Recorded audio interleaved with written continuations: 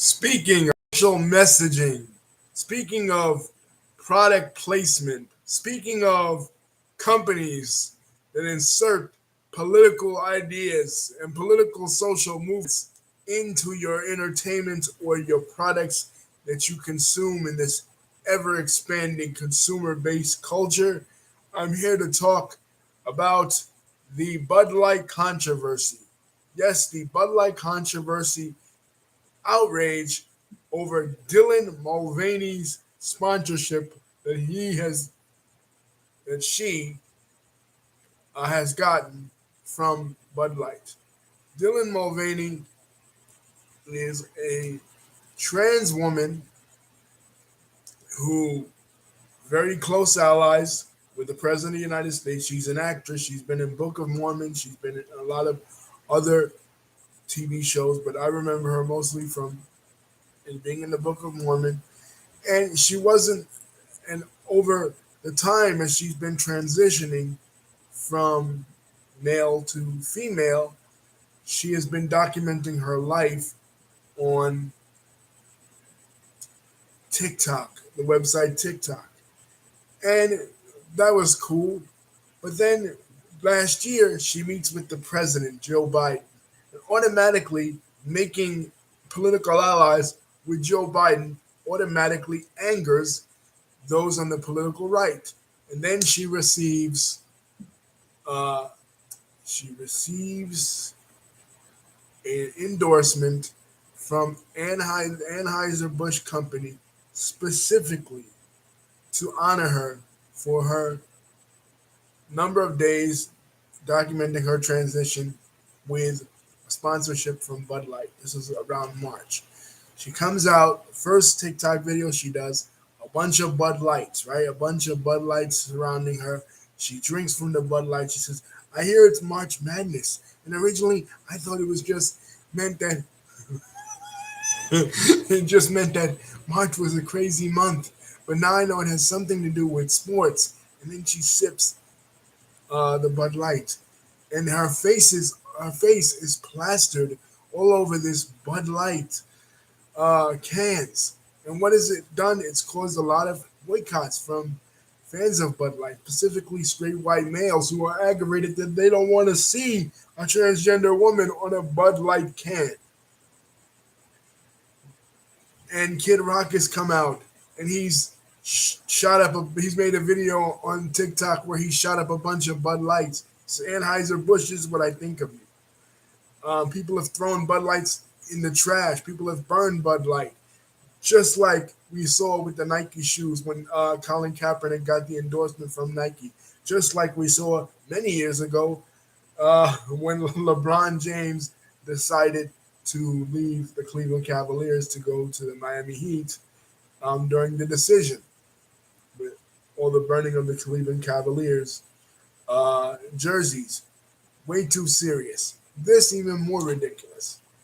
Now, some are saying that they're not against Mulvaney because she's transgender.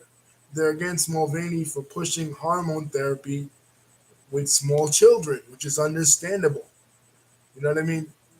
This is the topic right now in the public sphere. Is should children under the age of 18 that are not physically, biologically, mentally, or whatever matured be exposed to this hormone therapy because they think they're trans? Most people, or they think they might be trans. Most people say no. Most people say keep kids out of it. And if Dylan Mulvaney is using her platform to as a social media influencer to go to the president to advocate for this, and Anheuser-Busch is supporting this, then of course Anheuser-Busch should be banned. But think about it this way, guys. Has Anheuser-Busch, a beer company, ever promoted good habits among underage kids? No, they promote drinking among underage kids. They may not, establishments may not be allowed to sell beer to underage kids, but let's be real. Underage kids have been getting beer and making irresponsible decisions for millennia. So if you're against kids making irresponsible decisions and you're against guarding kids' health, guard them from Anheuser-Busch. Guard them from beer. Guard them from a life of potential alcoholism. Don't uh, go in this storm of they're taking my beer. They're taking my beer. Now they turn my beer into a fag beer. I mean, excuse me, you don't want to get banned from YouTube. Into a fairy beer. You know, they're taking my beer. What's next? Uh, Pink beer on Pride Day? I'm tired of them taking things away from me. They done took Star Wars. They done took Nike shoes. Now they're taking my beer. It's gotta stop somewhere. Uh, that's the attitude you guys have. Don't take my beer. Don't take my watered down, sissified Bud Light beer, because then I'll have to go back to Coors, which is full light, which is full beer, and I'll have a beer belly, and I won't be able to be a top G like Andrew Tate. Or Fresh and Fit, who they don't even, Andrew Tate doesn't even drink anymore, because remember, it's haram.